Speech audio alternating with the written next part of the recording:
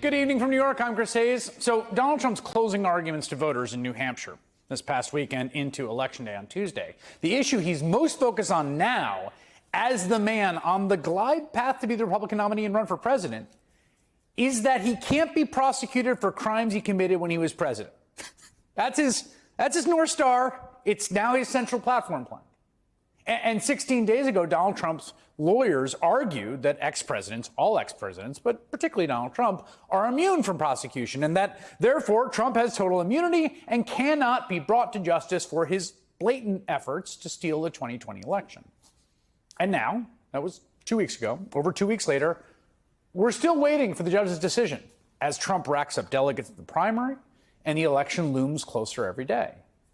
Meanwhile, many people are understandably anxious to find out if Donald Trump actually can be held legally accountable for an effort to overthrow America's constitutional republic, culminating in January 6th. The problem for everyone who wants to see Trump actually face a trial on justice, and everyone who would like this all to just be over, is that the justice system is slow.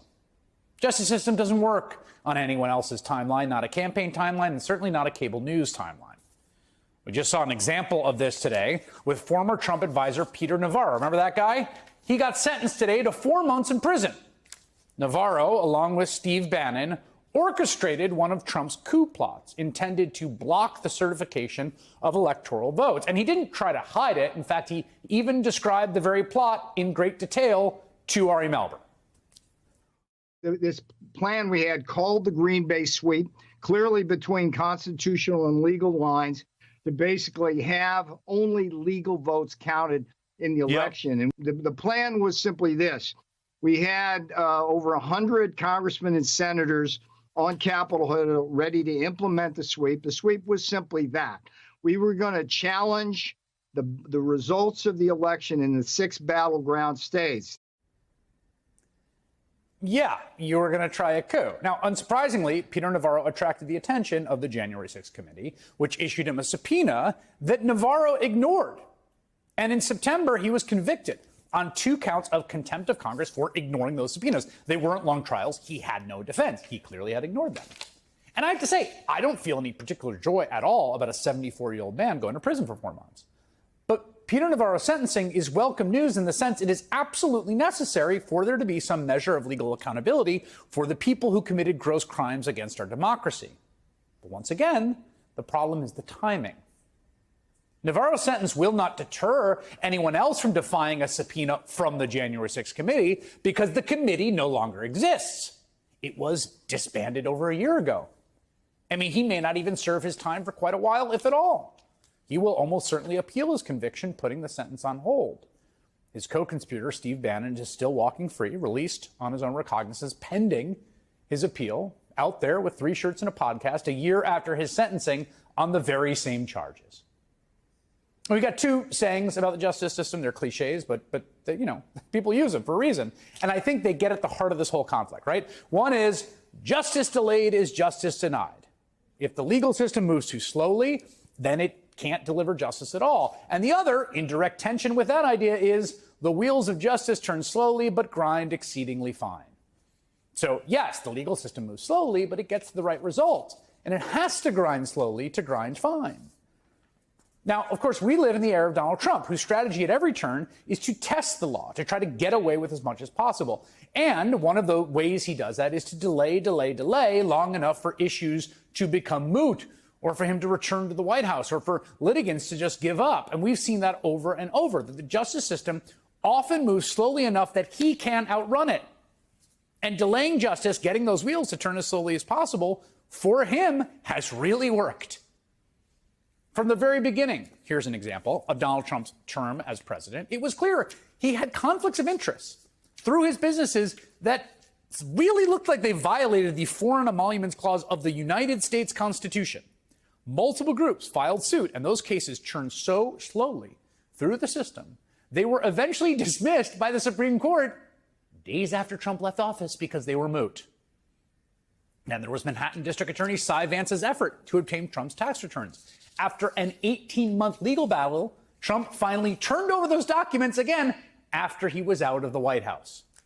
You may also remember Trump White House counsel Don McGahn, who, like Peter Navarro and Steve Bannon, refused to comply with a congressional subpoena about Trump's attempts to interfere in the Mueller investigation, to obstruct justice. It took 2 years before McGahn was finally forced to testify, long after Trump was out of the White House and back in Mar-a-Lago and the whole chapter had closed. Oh, good. Okay, well, yeah, we won. We get Don McGahn's testimony. And that, of course, brings us to the most high-stake case of all, the 4 criminal cases against Donald Trump, totaling 91 felony counts. The speed at which these cases move is obviously absolutely critical. This is a zero-sum game. This is a finite thing. There are 284 days left until the election.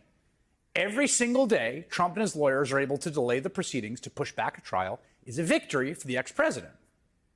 Now, to her credit, Judge Tanya Chutkan, overseeing the federal case about Trump's attempted coup, has been moving quite efficiently. She set a trial date for March 4th, but the case is on hold while we await the appeals court decision on Trump's immunity argument.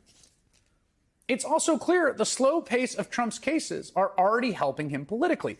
As the Wall Street Journal explains, the former president is proving less vulnerable on a legal front than many of his critics predicted.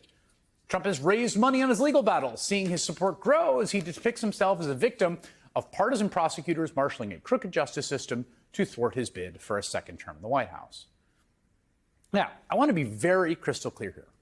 It is wholly improper and illegitimate for the justice system to hurry up for the purpose of hurting Donald Trump politically.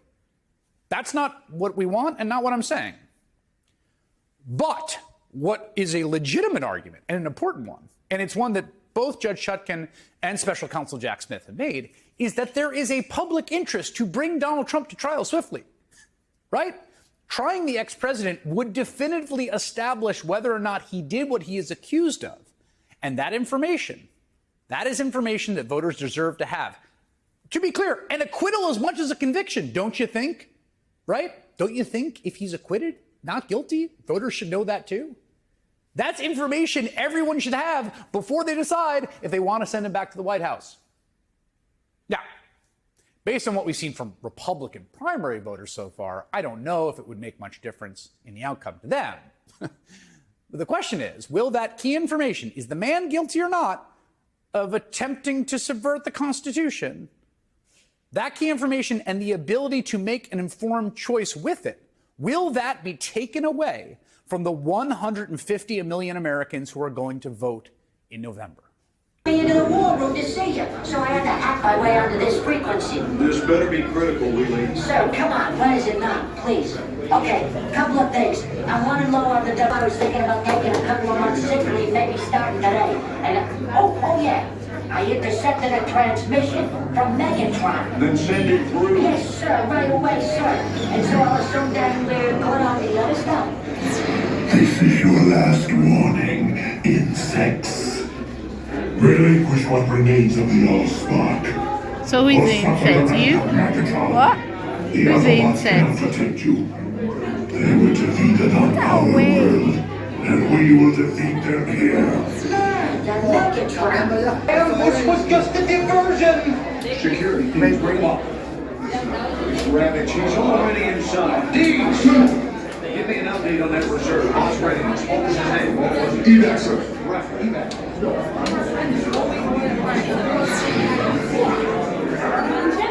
She's right in front.